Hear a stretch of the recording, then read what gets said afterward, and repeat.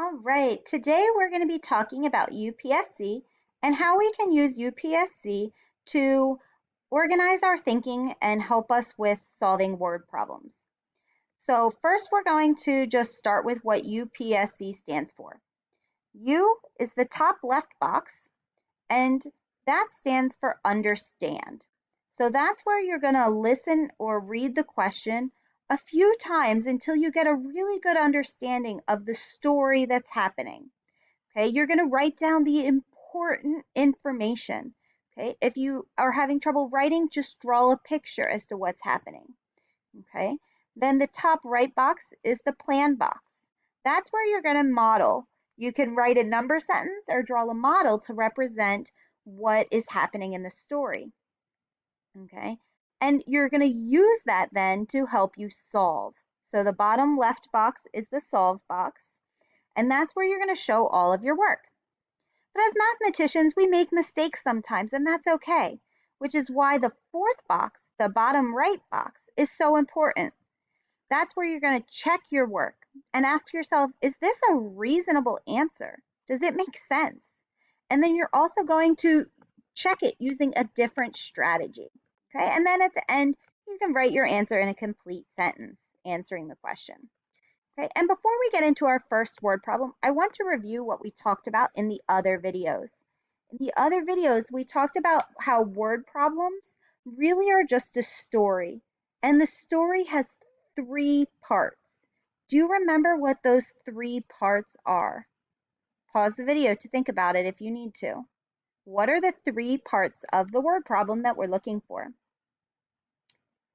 Yeah, we're looking for the start, the change, and the result. So the start is the beginning, the change is what happens in the middle, and the result is what happens at the end of the story. So those are the three parts that we're looking for when we're going through the U box to understand the problem. Once we have those three parts, then we can figure out a plan, a diagram, and a plan to solve. Okay, so as I go through this next problem, I want you to close your eyes and visualize and try and identify what's the start of the story, what's the middle of the story, and what's the end of the story. What's the start, what's the change, what's the result. All right, here we go. Pamela has 47 cookies. She shared some cookies with Latoro. Now Pamela has 29 cookies.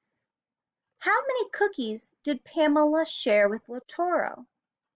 Okay, open your eyes. We're going to go through this sentence by sentence to see if we can identify the different parts of the story. So let's talk about the start of the story, or the starting amount. Okay. Pamela has 47 cookies. She shared some with Latoro. Now Pamela has 29 cookies.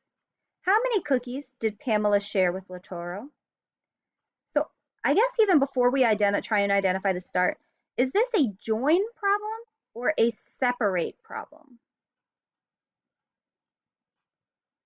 Hopefully you said a separate problem.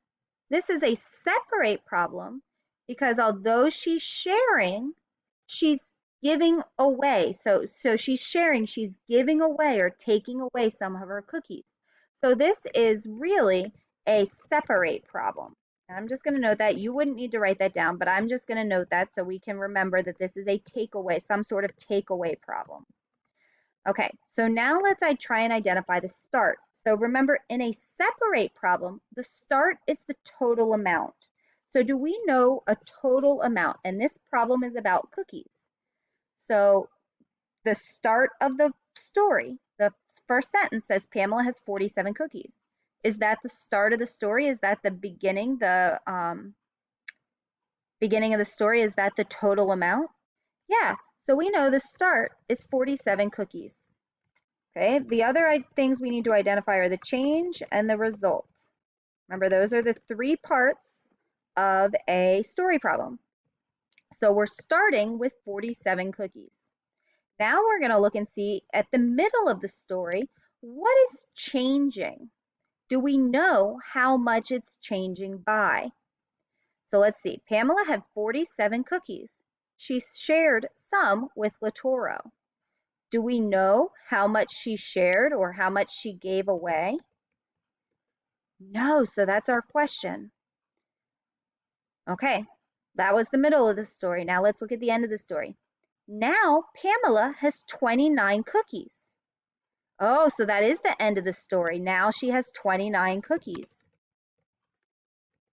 Okay, and then it says, how many cookies did she share with Latoro?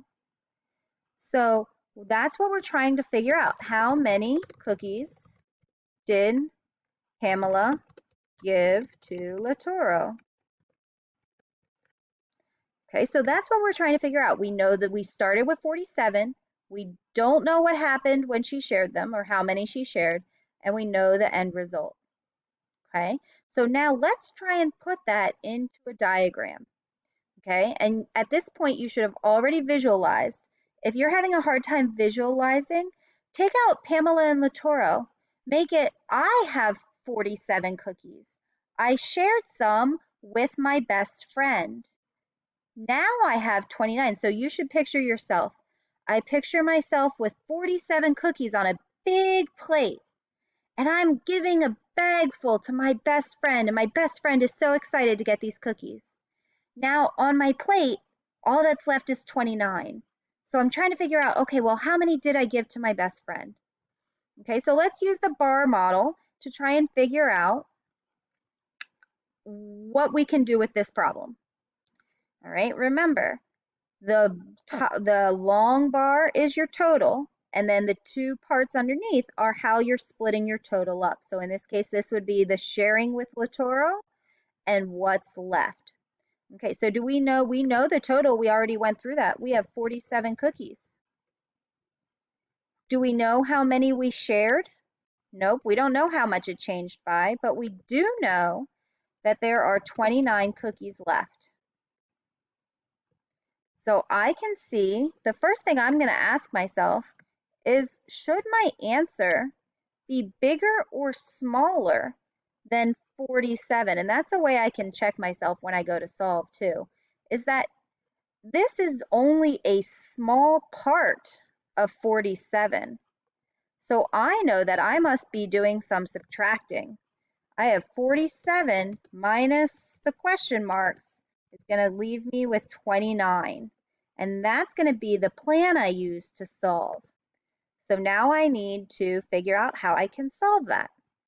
Well, I've told you before, I like to use a number line. So I'm going to give myself a little number line, and I'm going to start at 47. I know I gave some away. I don't know how much I gave away. And I'm left with 29. Now you can go either way on your number line. Because it's subtraction, I'll go backwards, but you could go forwards too, since they're inverse operations. So I'm going to get to my friendly number. The friendly number before 47, my multiple of 10 that's before 47 is 40, so I took away 7. I'm not to 29 yet. I can take 10, go to my next friendly multiple of 10, or the multiple of 10 before 40, which is 30. So I'm going to take away 10. I'm still not to 29, so I need to take one more, and that's only 1. So now how much did I take away in all? Let's see. I took away 1, I took away 10, and I took away 7.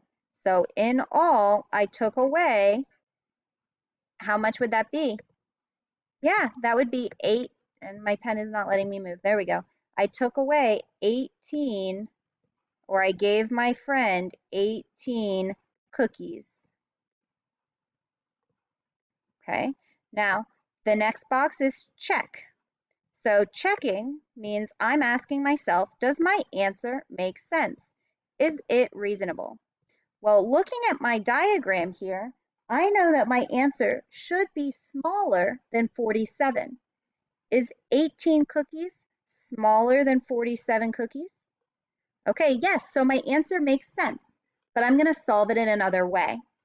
I'm going to make sure that when I put 18 in there, that it comes out to 47. So I'm going to use the inverse operation, and I'm going to add 18 and 29 together. Okay, and I'm going to break it apart and add by place. So I'm going to add the tens, and I'm going to add the ones. So 10 and 20 makes 30. And I know it's slow with the mouse, I'm sorry. And then 8 and 9, oh, that's a fact I know. I know 8 and 8 is a doubles fact, but it's not 8 and 8. So 8 and 8 is 16, so 8 and 9 must be 17. 30 and 17 make 47. Is that the number I want my pieces to add to? If I put 18 here, do 18 and 19 make 47? Well, I just found they do. So I've checked it, and my answer of 18 cookies is correct.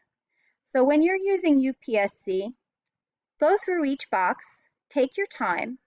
Remember, when we're talking about our single-step join and separate problems, there are 3 parts you're looking for.